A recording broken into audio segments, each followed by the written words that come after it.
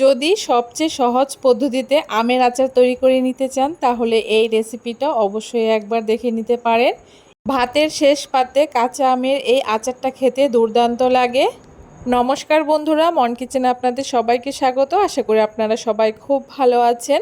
আজকে খুব সহজ পদ্ধতিতে কাঁচা আমের এই আচারটি তৈরি করে দেখাচ্ছি। তার জন্য প্রথমে আমি আচারের একটা মশলা তৈরি করব।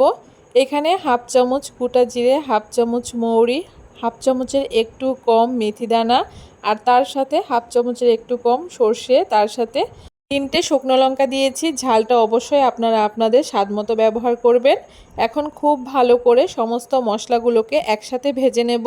মশলাগুলো একটু লাল করে ভেজে নিয়েছি। এখন মশলাগুলোকে আমি নামিয়ে নেব। মশলাটা ঠান্ডা হয়ে গেলে আমি গুঁড়ো করে নেব। এখন আচারটা তৈরি করার জন্য উনানে আবারও কড়াই বসিয়ে দিয়ে পরিমাণ মতো সরষের তেল দিয়ে দিয়েছি। যে কোনো আচারে সরষের তেলটা ব্যবহার করলে কিন্তু আচারটা খেতে বেশি ভালো লাগে।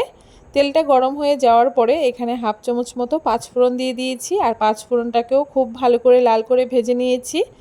এখন আগে থেকে কেটে রাখা লম্বা লম্বা করে এই আমগুলোকে দিয়ে দিচ্ছি। আর আমার এই আমগুলো কিন্তু একদম কচি ছিল, কোনো রকম আঠি হয়নি।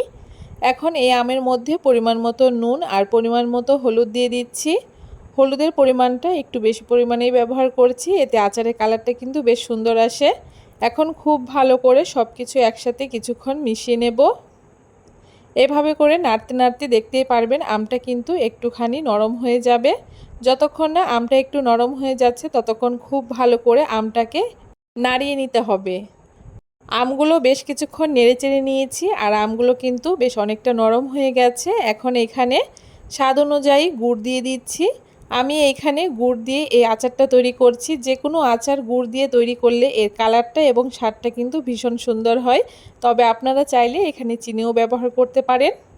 আর অবশ্যই গুড় কিংবা চিনি আপনাদের স্বাদ মতো ব্যবহার করবেন। এখানে আমি পরিমাণ মতো গুড়টাকে দিয়ে দিচ্ছি, আর গুড়টাকে দিয়ে খুব ভালো করে আমের সাথে মিশিয়ে নিচ্ছি।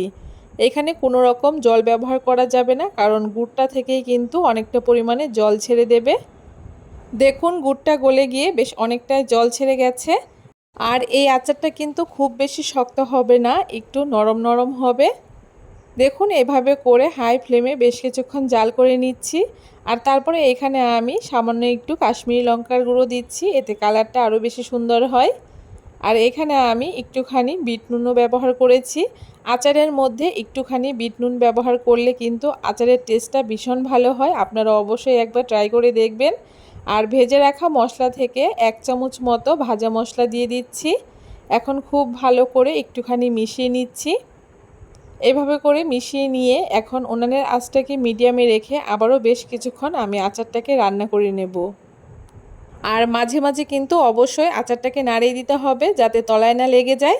বেশ কিছুক্ষণ জাল করে নিয়েছি, আর আমটা কিন্তু খুব সুন্দর সেদ্ধ হয়ে গেছে, আর আচারটা কিন্তু আমার প্রায় রেডি হয়ে গেছে। এখন এখানে নামানোর আগে আবারও কিছুটা ভাজা মশলা দিয়ে দিচ্ছি। আপনারা যদি এই আচারটাকে বেশ অনেক দিন পর্যন্ত সংরক্ষণ করে রেখে দিতে চান সেক্ষেত্রে কিন্তু নামানোর আগে গ্যাসটাকে বন্ধ করে দিয়ে 2 চামচ মতো ভিনিগার দিয়ে আচারের সাথে মিশিয়ে নিতে পারেন। তাহলে কিন্তু আচারটা বেশ অনেক দিন পর্যন্ত আপনারা রেখে খেতে পারবেন। আচারটা আমার একদম রেডি হয়ে গেছে। এখন আচারটাকে ঠান্ডা করে নিয়ে একটা বাটির মধ্যে তুলে নিচ্ছি। আর আচারটা দেখতে কতটা লোভনীয় হয়েছে আপনারা দেখে বুঝতেই পারছেন। আপনারাও কিন্তু খুব সহজে এই আমের আচার বা গুড় আম বাড়িতে তৈরি করে নিতে পারবেন। কেমন লাগলো আজকে খুব সহজ পদ্ধতিতে দুর্দান্ত স্বাদের এই আমের আচারের রেসিপি অবশ্যই কমেন্ট করে জানাতে ভুলবেন না। ভিডিওটা ভালো লাগলে অবশ্যই সবার সাথে শেয়ার করে চ্যানেলটাকে সাবস্ক্রাইব করে দেবেন।